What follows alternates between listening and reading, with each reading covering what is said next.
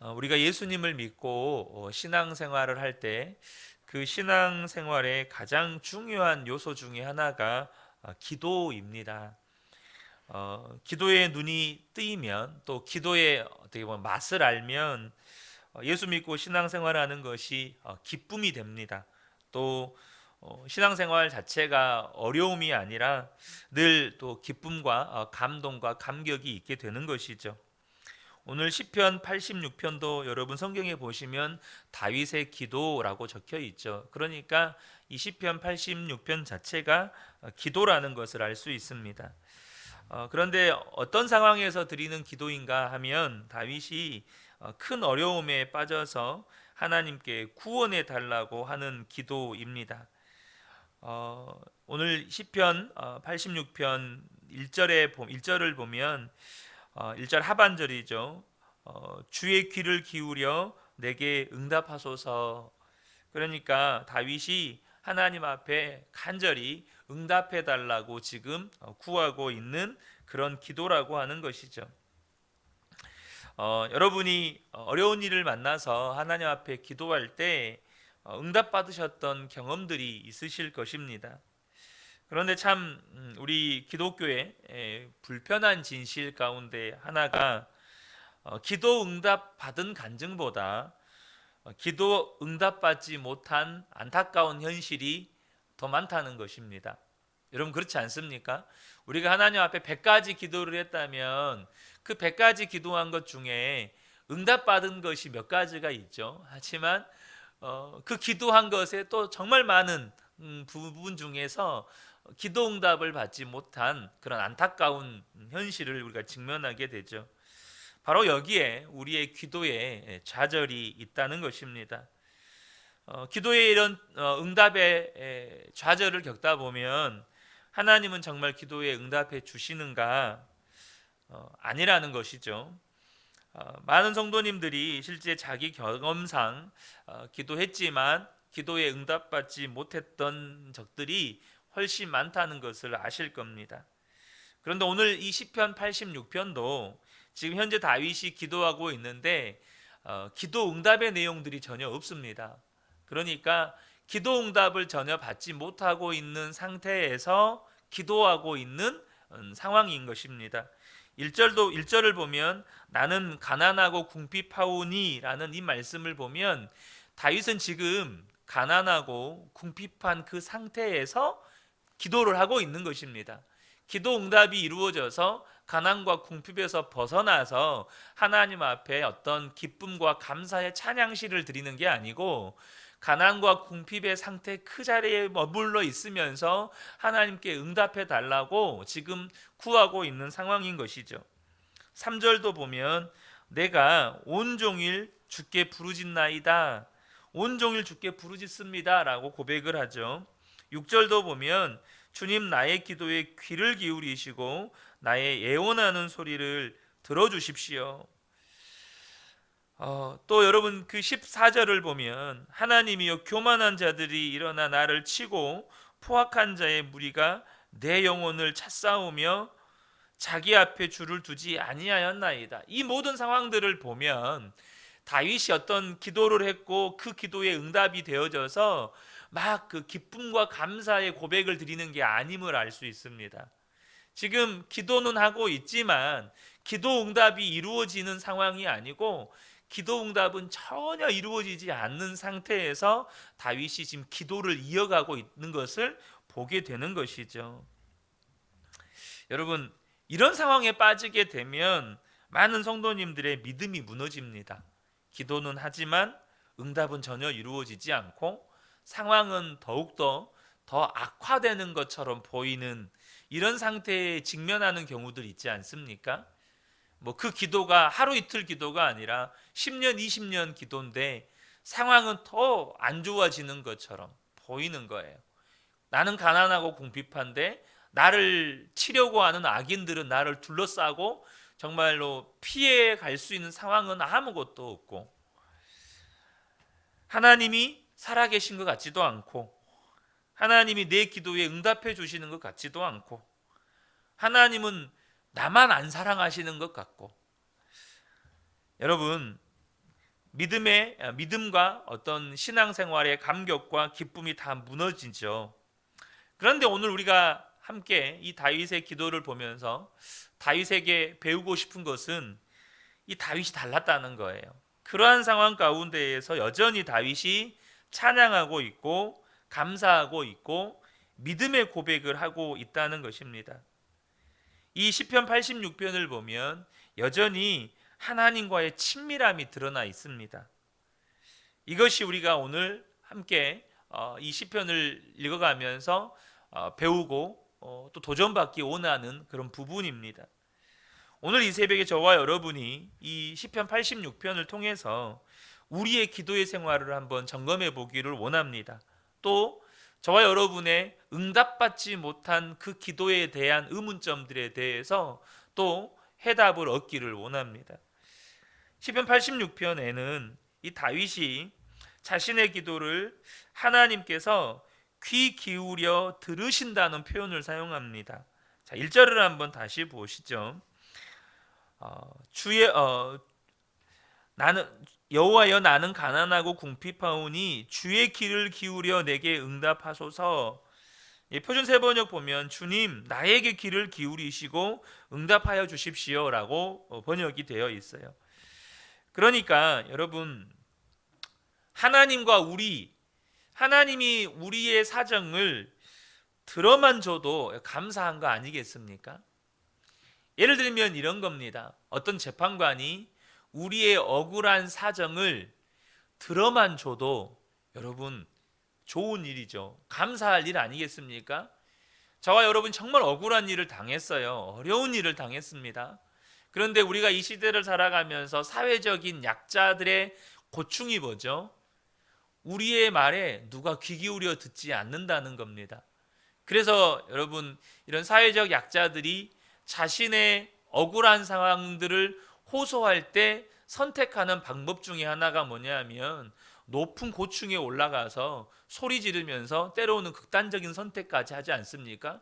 내 억울함 좀 들어달라는 겁니다. 왜요? 안 들어주니까. 사회적인 강자들이 자신들의 억울함을 안 들어주니까 들어주기만 해도 덜 억울하겠다는 겁니다. 마찬가지로 하나님께서 그냥 들어만 줘도 감사할 일 아닙니까? 근데 다윗의 고백을 보면 하나님께서 나에게 귀를 기울여 주신다는 겁니다. 내가 기도할 때마다 하나님은 그냥 멀리서 그래 네가 무슨 이야기 하나 보자 이게 아니라 귀를 기울여 주신다는 거예요. 다윗은 하나님께서 얼마나 친밀하고 자신을 향해서 사랑하시는지를 믿었습니다. 비록 기도 응답이 되어지지 않지만 하나님은 여전히 나를 사랑하시고 또 나를 친밀하게 대하신다는 걸 믿었어요. 자, 2절에 다윗이 하나님 앞에 뭐라고 고백하냐면 주님은 나의 하나님이시다라고 고백합니다. 여러분, 2절을 우리 개역개정에도 보면 내 주 하나님이여라고 고백을 하죠. 여러분, 이게 친밀함의 표현이라는 것을 아셔야 합니다. 무슨 말이냐면 우리는 친한 친구를 뭐라고 이야기하죠? 내 친구라고 표현합니다. 엄마 아빠에 대해서도요, 우리 엄마, 우리 아빠. 성도님들을 대할 때도요, 우리 교회 성도. 이렇게 표현해요. 그러니까 이게 무슨 말이냐면 하나님을 표현할 때 다윗은 나의 하나님이라고 고백합니다. 나의 하나님. 이 말이 다윗 안에 하나님을 향해서 친밀함을 고백하고 있는 겁니다. 하나님은 멀리 계신 하나님이 아니고 나의 하나님이신 거예요. 그 하나님은 나의 하나님이신 겁니다. 4절에도 보면 내가 진심으로 주님을 우러러 봅니다라고 고백을 해요. 이게 뭐죠? 다윗에게 있어서 하나님은 너무나 좋으신 분이고 친밀하신 분인데 다윗은 그 하나님을 끊임없이 주님을 바라봤다는 거예요. 지금 다윗은 하나님이 주시는 어떤 그것을 바라고 기도하는 게 아니고 하나님 그분을 우러러 보면서 기도하고 있다는 겁니다. 하나님께서 내 기도에 대해서 응답해 주실 어떤 것이 아니라 그냥 하나님 그분을 바라보면서 기도하고 있다는 거예요. 여러분, 지금 제가 여러분에게 우리가 함께 배우고자 하는 다윗의 기도는 그 기도의 어떤 구조나 내용이 아니고요, 바로 하나님을 향한 친밀함입니다. 하나님을 향한 믿음이에요. 다윗의 기도는 우리가 다윗처럼 이렇게 기도해야 합니다 하면서 다윗 어떤 기도의 구조나 내용을 배우자는 게 아니에요. 그 기도하고 있는 다윗 안에 있는 믿음, 하나님을 향한 친밀함인 것입니다. 다시 한번 그 친밀함, 다윗의 믿음을 살펴보죠. 1절과 2절을 보면 주님 나에게 귀를 기울이시고 응답하여 주십시오. 나는 가난하고 궁핍한 사람입니다. 그러나 나는 신실하오니 나의 생명을 지켜주십시오. 주님은 나의 하나님이시니 주님을 신뢰하는 주님의 종을 구원하여 주십시오. 우리 개역개정 성경에는 2절에 보면 나는 경건하오니 라고 번역이 되어 있습니다. 그런데 표준 새번역을 보면 그러나 나는 신실하오니 라고 번역을 해놓고 있어요. 여러분, 다윗이 지금 하나님께 나는 신실합니다 라고 고백을 합니다. 하나님에 대해서 하나님께 자신에 대해서 신실하다라고 표현할 수 여러분 있으시겠습니까? 주님, 저는 신실합니다. 하나님 앞에 저는 신실합니다. 여러분 이거 표현하실 수 있으시겠습니까? 신실하다는 뜻이 무슨 뜻일까요? 다윗의 기도를 한번 살펴보죠. 지금 다윗이 가난하고 궁핍하대요. 근데 하나님 앞에 신실하대요. 이게 무슨 말이냐는 거죠. 지금 다윗에게는 힘들고 어려운 일이 생겼습니다. 그리고 하나님께 기도함에도 불구하고 그 기도는 응답되지 않았습니다. 그런데 다윗의 고백을 한번 봐보세요. 여러분, 내가 그렇게 기도했는데 하나님이 응답 안 해줬어요. 기도를 들으시는 것 같지도 않아요. 그럼 우리 안에서 어떤 말이 나오죠? 하나님 어떻게 그러실 수 있습니까? 하나님 사랑 많으시다면서요. 하나님 신실하시다면서요. 하나님 기도 응답해 주신다면서요. 왜 응답 안 해주세요? 우리가 이렇게 반응하지 않겠습니까? 그런데 다윗의 고백은 뭐냐면 하나님은 여전히 좋으신 하나님이십니다. 하나님은 나에게 가까이 계시고 내 기도에 귀를 기울여 주시는 좋으신 하나님이십니다. 그렇게 다윗은 믿고 있다는 거예요. 형편이 좋으나 어려우나 다윗은 믿음이 달라지지 않았습니다. 5절을 보겠습니다. 주님은 선하시며 기꺼이 용서하시는 분, 누구든지 주님께 부르짖는 사람에게는 사랑을 한없이 베푸시는 분이십니다. 여러분, 이 구절만 딱 띄어내서 읽으면 그냥 하나님께 드리는 신앙 고백 같아요. 그런데 어떤 상황 가운데서 드리는 신앙 고백이냐를 보셔야 돼요. 어떤 상황이죠? 전혀 기도 응답 안 해주시는 상황이에요. 앞서 말씀드린 것처럼 하나님이 내 기도에 전혀 반응을 안 해주시는 그런 상황이에요. 그런 상황 가운데서 드리는 고백입니다.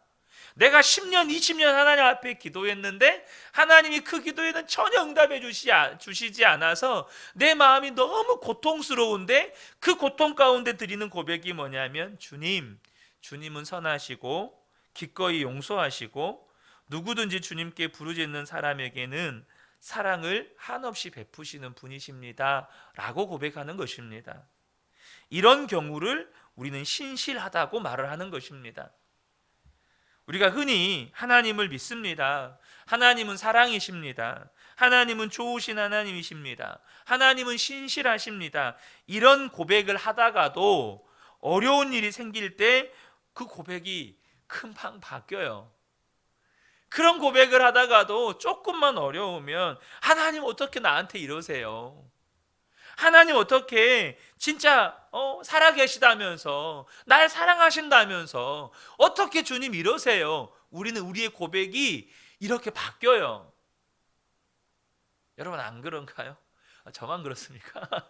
우리의 고백이 막 은혜 받을 때는 정말 신실하신 하나님, 좋으신 하나님 이랬다가 상황과 환경이 바뀌면 그 상황과 환경에 따라서 막 하나님 앞에 삿대질도 해가고 막 악도 썼다가도 막 어떻게 그러실 수 있느냐 하면서 막 그래요. 그런데 다윗은 어려운 처지에서도 여전히 하나님을 향한 그 믿음의 고백이 좋으신 하나님, 사랑의 하나님, 그렇게 고백하고 있다는 거예요. 8절을 보겠습니다.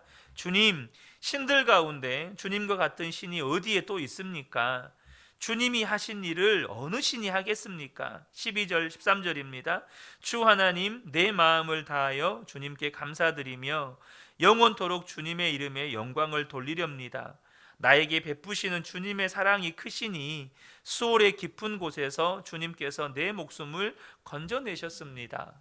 다윗의 고백은 너무나도 가난하고 궁핍하고 어려운 상태에 빠졌는데, 그런데도 하나님을 향해서 하나님 같은 신은 없습니다. 내 마음을 다해서 하나님께 감사드리고 주님의 이름에 영광을 돌리겠습니다. 나에게 베푸시는 주님의 사랑이 너무나도 크십니다 라고 고백하고 있어요. 사랑하는 성도 여러분, 저와 여러분의 기도가 신실한 기도가 되기를 축복합니다. 상황과 형편이 바뀐다고 우리의 고백이 바뀌면 안 돼요. 왜요? 상황과 형편이 바뀐 것이지 주님이 바뀐 게 아니거든요. 여러분, 상황과 형편이 바뀌어도 주님은 여전히 신실하신 하나님이십니다. 여전히 사랑이 많으신 하나님이시고, 여전히 우리를 사랑하시는 하나님이시고, 여전히 우리를 붙드시고 지키시고 보호하시는 하나님이신 거예요. 특별히 오늘 본문을 보면 다윗이 자기가 어려움에 처해 있는 그 가운데에서 자기가 하나님 앞에 잘못했다는 것을 깨달았다는 것 같습니다. 그래서 다윗이 마음이 무너지지 않았어요. 왜요? 용서와 사랑의 하나님을 믿었기 때문이죠. 15절을 보면 그러나 주님은 자비롭고 은혜로우신 하나님이시요 노하기를 더디하시며 사랑과 진실이 그지없으신 분이십니다. 이 고백이 나옵니다. 그러니까 지금 다윗이 무엇을 잘못했는지를 구체적으로 서술하고 있지는 않지만, 이 기도하는 가운데 하나님은 자비롭고 은혜로우시고 노하기를 더디하시고 진실이 그지없는 분이라고 고백하고 있는 건 다윗이 지금 하나님 앞에 뭔가 범죄한 것이 생각난 거예요. 그런데 그럼에도 불구하고 다윗은 하나님이 용서의 하나님이시고 사랑의 하나님이신 걸 믿었다는 거죠. 그래서 다윗은 이것이 하나님의 징계라고 여기면서도, 이 가난과 궁핍과 어려운 사람들이 나를 지금 치려고 하는 상황이 하나님의 징계라고 하는 것을 믿으면서도 어떻게 하냐면 하나님께 나아갑니다. 우리 그러잖아요. 엄마 아빠한테 매맞아도 자녀가 엄마 아빠 앞에 매달리는 것처럼 다윗이 하나님의 징계란 것을 알면서도 하나님께 나아갑니다. 16절에 보면 내게로 얼굴을 돌려주시고 내게 은혜를 베풀어 주십시오. 주님의 종에게 힘을 주시고 주님께서 거느린 여종의 아들에게 구원을 베풀어 주십시오. 어린아이가 엄마한테 잘못해서 엄마가 크게 화가 났어요. 야단도 맞고 매도 맞았어요. 엄마가 아이 얼굴을 화가 나서 보려고 하지도 않아요. 근데 이 아이가 엄마한테 와가지고 그 엄마의 화난 얼굴을 자기한테 돌리려고 엄마 치맛자락 붙잡고 늘어지는 거예요. 뭐 때문에 이게 가능하죠? 친밀함 때문에 가능한 겁니다. 여러분, 단지 엄마가 두려움과 공포의 대상이라면 도망치려고 하겠죠. 저는 어렸을 때 아빠로부터 늘 도망치려고 했어요. 아빠가 들어오면 난리가 나거든요. 그러니까 매를 맞잖아요. 그럼 저는 도망치다가 잡혀왔지 그 아빠한테 매달리지 않았어요. 근데 여러분, 이 다윗은 이게 하나님의 징계인 걸 알아요. 근데 어떻게 하죠? 주님께 더 나아가서 내게 얼굴을 돌려주십시오 라고 고백하는 게 뭐죠? 다윗 안에 있는 하나님과의 친밀함입니다. 저와 여러분이요, 하나님께 기도할 때 응답이 되냐 응답이 되지 않느냐도 중요하지만, 여러분, 이 기도를 통해서, 다윗의 기도를 통해서 무엇을 보십니까? 저는 다윗의 친밀함이 너무 부럽습니다. 하나님을 향한 다윗의 친밀함, 이게 하나님의 징계인 것을 알면도 불구하고 하나님 앞에 더 달려나가는 거예요. 주님, 나에게 주님의 얼굴을 돌려주십시오. 저와 여러분이 다윗에게 배워야 할 기도가 이것입니다. 기도가 응답됐냐 응답되지 않았느냐 중요해요. 하지만 기도하면서 더 중요한 건 뭐냐면 하나님과의 친밀함을 놓치지 않는 것입니다. 다윗은 어떻게 기도가 응답되지 않는 어려움 중에도 이렇게 하나님과의 친밀함을 느낄 수 있었을까요? 놀라운 고백이 마지막에 나옵니다. 17절입니다. 주님께서 친히 나를 돕고 위로하셨습니다. 하나님이 기도한 대로 응답해 주지는 않으셨어요. 근데 위로하셨습니다. 위로를 받았다는 거예요. 저와 여러분이 아셔야 됩니다. 다윗이 어떻게 그 어려움 중에도 하나님께 구원해 달라고 매달리는 그 상황 속에서도 하나님은 사랑의 하나님, 은혜의 하나님이라고 고백하면서 하나님과의 친밀함을 누릴 수 있었는가? 위로를 받았기 때문입니다. 하나님의 위로가 그 기도 중에 다윗에게 계속해서 임했던 거예요.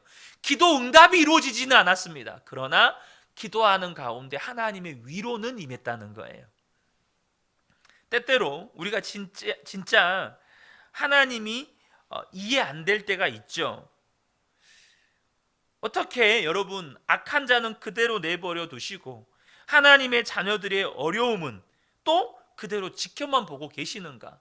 좀 악한 자들은 바로 그냥 징계하시고 그냥 하늘에서 번개를 내리셔서 좀 징계하시고 우리 하나님의 자녀들의 고통을 좀 빨리 응답해 주시면 좋겠는데 그렇게 기도했는데도 하나님은 응답해 주시지 않으시는가? 여러분, 저와 여러분이 기도를 응답받았느냐 받지 못했느냐를 기준으로 따지면 우리는 기도하면서 다 시험에 듭니다.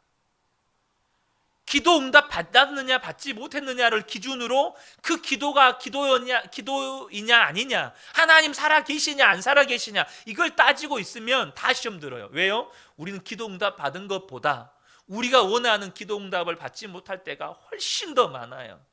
그런데 여러분, 저와 여러분이 기억하셔야 돼요. 우리가 주목할 것은 하나님께서 그럼에도 불구하고 기도 가운데 위로해 주신다는 거예요. 무슨 말이죠? 여러분의 자녀가 저와 여러분에게 무언가를 요구할 때 다 해주시나요? 다 안 해줍니다. 또 못 해줍니다. 그런데요, 그 아이를 달래줍니다. 못 해줄 때 혹은 해줄 수 없을 때, 아빠로서 판단했을 때 이건 해주면 안 되는 일이에요. 근데 그 아이가 그것 때문에 너무너무 속상해할 때, 때로는 그걸로 울고불고 매달릴 때 뭐합니까? 달래줍니다. 마찬가지예요. 하나님이 저와 여러분에게 안 해주시는 거예요. 못 해주시는 게 아니라 안 해주시는 거예요. 그러나 그것 때문에 상심하고 낙심해하는 저와 여러분을 위로하시고 붙들어 주십니다. 사랑하는 성도 여러분, 저와 여러분이 이 새벽에 하나님 앞에 기도하며 나아갈 때 하나님의 위로를 경험해 가시기를 축복합니다. 때로는 기도 응답을 안 해주실 수 있어요. 그러나 하나님이 위로하시고 붙들어 주십니다. 저와 여러분이 기도를 통해서 누려가야 될 은혜가, 그 은혜의 핵심 가운데 하나가 이 놀라운 하나님과의 친밀함입니다. 이 새벽에 함께 기도하는 우리 모든 성도님들 안에 이 하나님의 위로와 친밀함을 경험해 가시는 저와 여러분 되시기를 주님의 이름으로 축복합니다. 아멘. 기도하겠습니다.